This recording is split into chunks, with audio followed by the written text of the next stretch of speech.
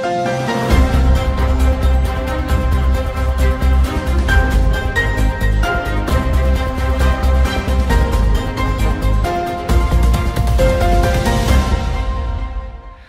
वालेकुम।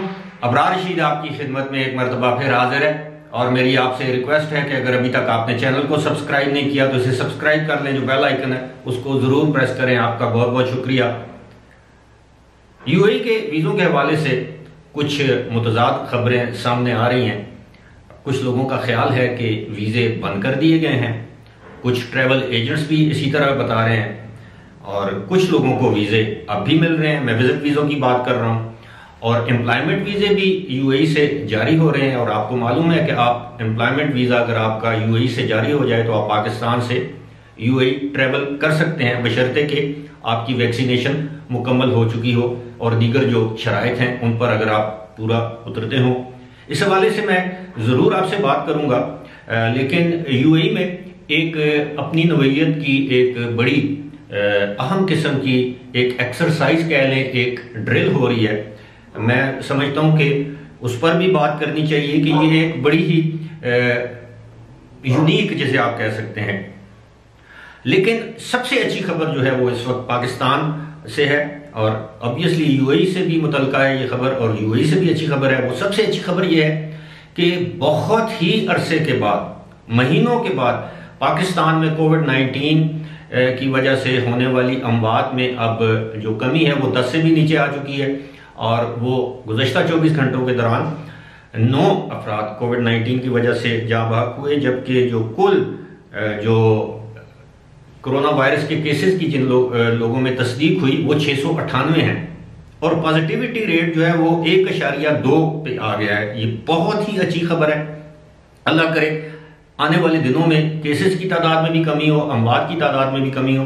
इसी के साथ साथ गुज़श्ता 24 घंटों के दौरान यूएई में 97 अफराद में कोविड-19 की तशखीस हुई और एक शख्स जो है वो कोविड-19 की वजह से मौत के मुंह में चला गया।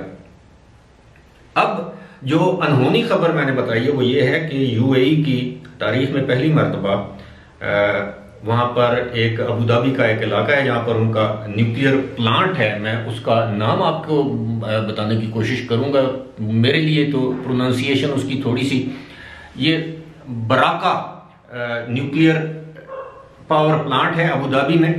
वहाँ पर यानी किसी भी एटमी या न्यूक्लियर प्लांट में जब खुदा न खास्ता कोई इमरजेंसी हो जाए, हादसा हो जाए, उससे निपटने के लिए ये एक्सरसाइज की जा रही है। इसको ड्रिल कहते हैं। ये 36 घंटे के लिए ये एक्सरसाइज है।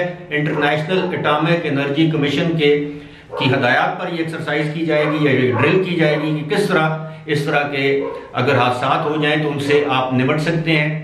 ये नेशनल इमरजेंसी और क्राइसिस मैनेजमेंट जो अथॉरिटी है उसके ज़ेर इंतज़ाम ये सारा जो है वो अमल जो है वो होगा।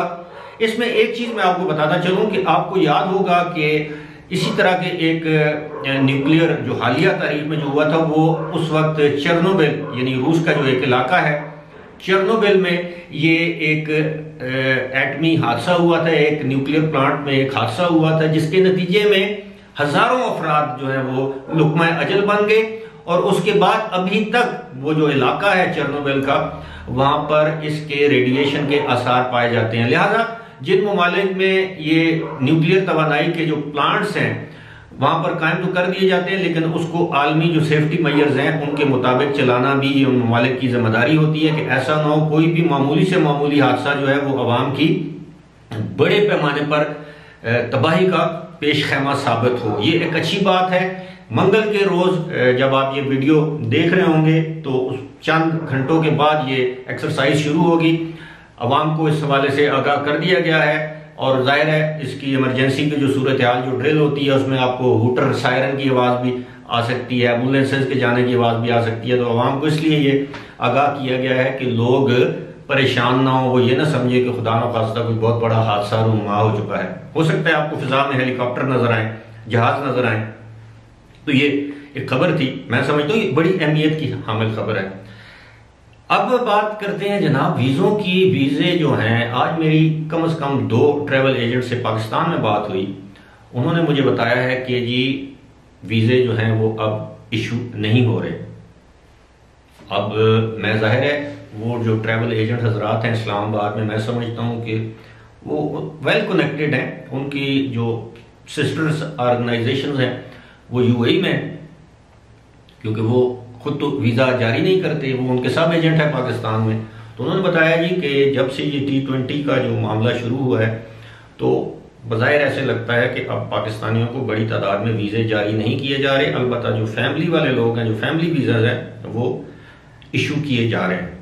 अब साथ ही साथ मैं देखता हूं कि दो मेरे जो व्यूअर्स हैं उन्होंने मुझे ईमेल की है, उनके वीज़े 2 और 3 दिन पहले या 4 दिन पहले उनको जारी हुए हैं और उनकी उम्र भी इतनी ज़्यादा नहीं है, 30, 31, 32 साल उनकी उम्र है। अब ये मालूम नहीं, क्योंकि उन्होंने अपनी ईमेल में इसका जिक्र नहीं किया कि क्या उनके वीज़े जो हैं वो यूएई से जारी किए गए हैं, यानी पाकिस्तान से किसी एजेंट ने अप्लाई किए हैं, या उनके किसी स्पॉन्सर ने यूएई से वो वीज़े जो है उनके लिए अप्लाई किया और वहाँ से उन वीज़ों का इजरा हुआ।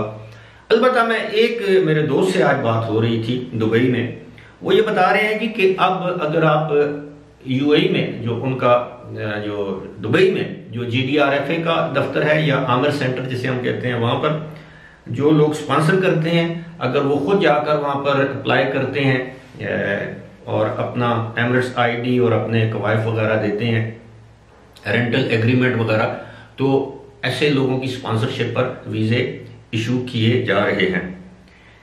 लेकिन ये बात तो तय है कि दिसंबर के महीने में, क्योंकि अब दुबई या यूएई एक्सपेक्ट कर रहा है कि वहाँ पर बहुत बड़ी तादाद में, बहुत कसीर तादाद में सयाह आएंगे, और इस दौरान जब मैंने वैसे चेक करने के लिए बुकिंग होटल्स की जब मैंने चेक किया तो बेशतर होटल उन दिनों में, यानी 15 दिसंबर से लेकर 5 जनवरी तक होटल जो है फुली बुक्ड है। और आमतौर पर जो होटल, जिस होटल का किराया 300-400 दरम पर नाइट होता है, वो अब आपको 700-800 दरम में भी दस्तयाब नहीं। अलबत्ता 2-3 स्टार होटल्स जो हैं उनमें स्पेस या रूम्स अवेलेबल हैं। आपको याद होगा गुज़श्ता साल भी वहाँ पर दिसंबर के महीने में, हालांकि कोविड-19 उस वक्त अपने उरूज पे था, लेकिन जो हमारे यूएई वाले भाई हैं, उनके जो नए दोस्त हैं, वहाँ से बड़ी तादाद में सयाह पहली मरतबा न्यू ईयर की तकरीबात और उससे पहले उनकी एक हनूका, उनका एक मजहबी त्यौहार होता है, उसकी तकरीबात मनाने के लिए वो खुसूसी तौर पर यूएई में आए, ख़ास तौर पर दुबई में आए। अबू धाबी में कम लोग गए, दुबई में ज़्यादातर लोग आए। इस मरतबा तवक्को ये की जा रही है, क्योंकि ऑस्ट्रेलिया ने भी तकरीबन अपना लॉकडाउन या वो जो फ्लाइट्स की जो बंदिश थी उसके खात्मे का ऐलान कर दिया है। यूरोप सारा तकरीबन अब आज़ाद है। इसी तरह अमेरिका, कनाडा, ये जो ममालिक हैं वहाँ शदीद सर्दी पड़ती है, ठंड पड़ती है, तो वो उनकी कोशिश और ख्वाहिश होती है कि वो न्यू ईयर यूएई या दुबई में आकर गुजारे। तो इस मरतबा वो ज़रूरत, यानी आम हालात से, आम जो साल में जो रश होता है उससे ज़्यादा एक्सपेक्ट कर रहे हैं। उसकी एक बड़ी वजह एक्सपो 2020 भी है।